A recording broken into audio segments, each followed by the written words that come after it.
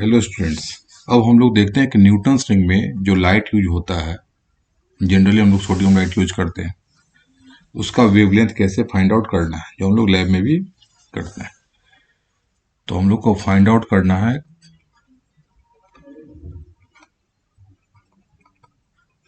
Determination of wavelength. यहाँ पे lambda होता है, फाइंड आउट करना।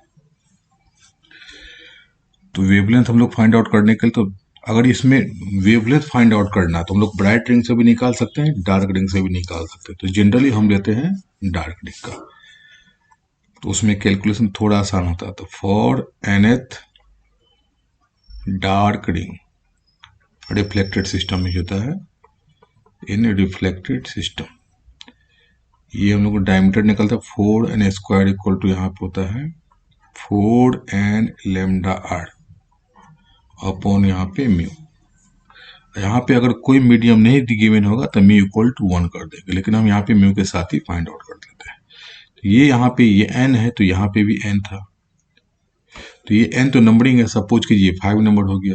और अगर हम लोग अब 10th रिंग का निकालते हैं तो इसमें क्या करते हैं, n प्लस m करते हैं, कुछ हमने n कर दिया m ऐड, तो यहाँ भी 4n plus m into lambda r upon mu हो गया। तो इसको अगर हम लोग यहाँ पे सेपरेट करना चाहे तो कर सकते हैं 4n lambda r upon mu, और ये हो जाएगा 4m lambda r upon mu. अब क्या करते हैं, इसको इसमें से इसको सब्ट्रैक्ट कर देते हैं, मतलब यहाँ पे dn plus m square minus dn², जब सब्ट्रैक्ट करेंगे तो ये वाला पार्ट कैंसिल आउट हो जाएगा, ये तो कॉमन है, ये वाला पार्ट ये कैंसिल आउट हो जाएगा, केवल ये टर्म बचेगा। तो ये इक्वल टू लिख सकते हैं 4m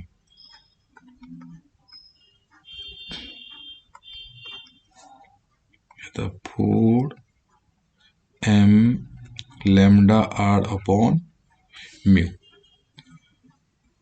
अब यहाँ से वेवलेंथ हमको फाइंड आउट करना है, तो लैम्डा को एक तरफ बाद में सब दूसरी तरफ कर देते हैं। तो यहाँ पे पहले वेवलेंथ यहाँ पे लिख लेते हैं, इसको म्यू उधर आ जाएगा, तो म्यू टाइम्स, और ये हो जाएगा dn plus m square minus dn² upon 4mr। अगर एयर के लिए लिखना है तो म्यू इक्वल टू 1 कर देंगे, तो यहाँ पे dn plus m square minus dn² upon 4mr। कब, जब एयर होगा, जब प्लेन ऑफ कन्वेक्स लेंस और ग्लास प्लेट के बीच में कोई मीडियम नहीं होता है। अब एक चीज ध्यान देने वाली बात है कि ये जो नंबरिंग है, यहाँ पे n प्लस m एक नंबर, सपोज कि ये 20 या 10 हो गया और n इक्वल टू 5 हो गया, तो दोनों का जो डिफरेंस होता है यही यहाँ पे नीचे लिखा जाता है। ये जो नीचे डिफरेंस लिखा गया ये n प्लस m और ये n, तो दोनों का डिफरेंस यहाँ पे, अगर ये 10th रिंग हो गया का डायमीटर, ये 5th रिंग का डायमीटर, दोनों का डिफरेंस हो गया, यहाँ पे m लिया जाता है।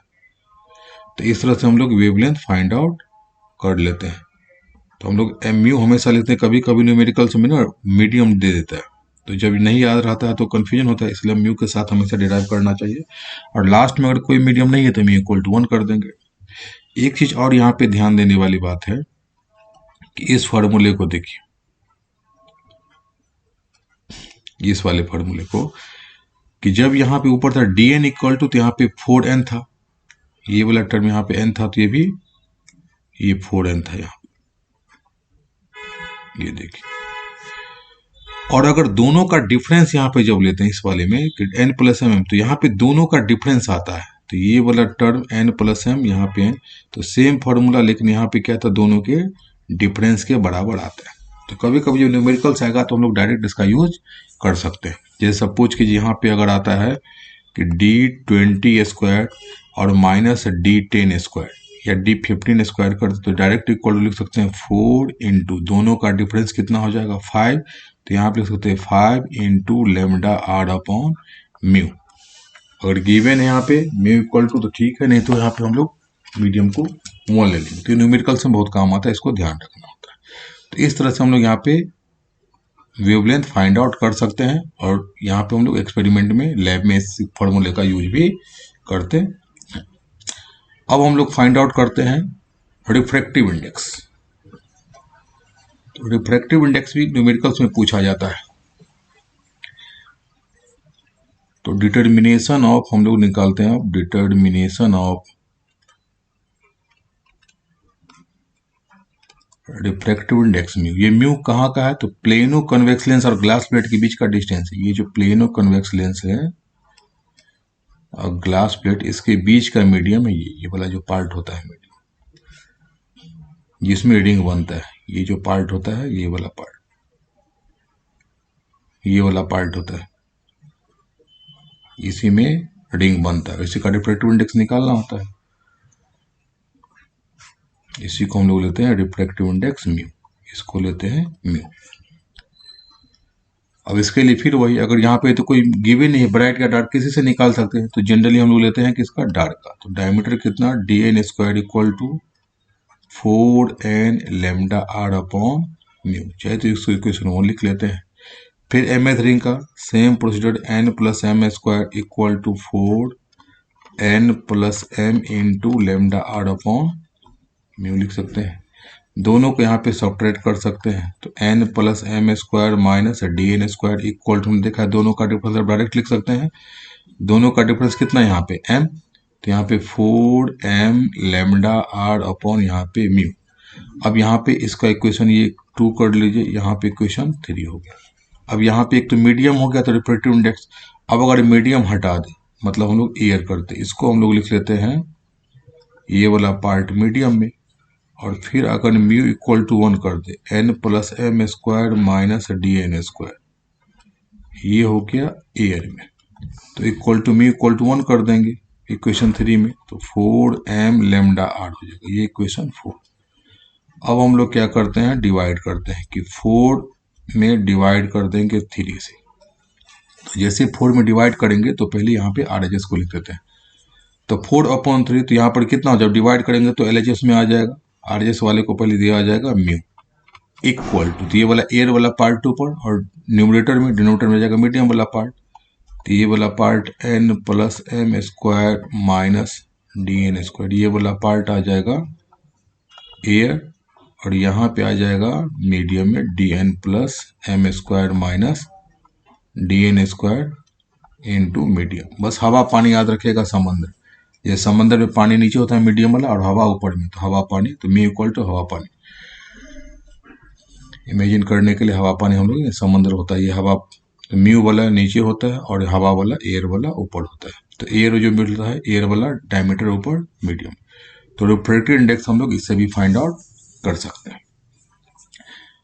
अगेन एक क्वेश्चन पूछा जाता है कि अगर किसी एपरेटस को, सेटअप को हम पानी में डुबा दिया जाएगा पूरे न्यूटन रिंग को, तो क्या फर्क पड़ेगा। अब यहाँ पे इक्वेशन 3 से देखिए, ये इक्वेशन 3 से, कि जब एयर में होता है, 4 और 3 से देखिए, जब एयर में होता है तो ये केवल यहाँ पे म्यू नहीं होता है, LHS हो जाएगा। और जैसे वाटर में किसी मीडियम होते हैं, यहाँ पे म्यू से डिवाइड हो जाता है। तो जैसे म्यू से डिवाइड हो जाता है, इसका मतलब सिंपली यहाँ पे ये देखिए कि म्यू टाइम, इसको लिखते हैं कि डायमीटर, सिंपल लिखते हैं, ये होता है एयर स्क्वायर, और ये हो जाएगा मीडियम में स्क्वायर। तो जैसे यहाँ पे मीडियम लिखेंगे तो इक्वल टू, यहाँ पे एयर वाले में कितना पार्ट हो जाएगा, म्यू से डिवाइड हो जाएगा। तो जैसे यहाँ पे म्यू से डिवाइड करेंगे, इसका मतलब यहाँ पे ये डायमीटर कम हो जाएगा। तो ये जो हो गया मीडियम में, ये मीडियम लेस देन हो जाता है डायमीटर किसका, एयर के कंपैरिजन में।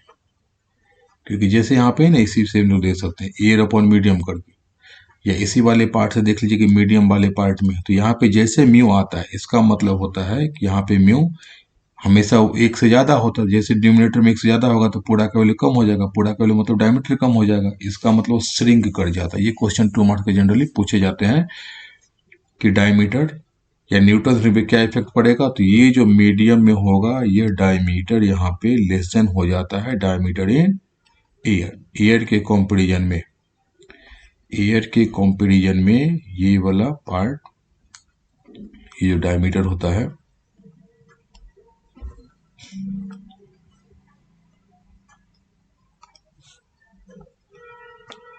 ये एयर, तो एयर में जितना डायमीटर होता है, जैसे वहां पे मीडियम में आता है तो वो सिकुड़ जाता है। याद रखने के लिए कि अगर एयर में ठीक है और ये ठंड पानी में जाते हैं तो क्या होता है, वो सिकुड़ जाता है, तो श्रिंक कर जाता है। तो ये क्वेश्चंस एक पूछे जाते हैं, एक रिफ्रैक्टिव इंडेक्स का भी या वेवलेंथ फाइंड आउट निकालने के लिए। Thank you.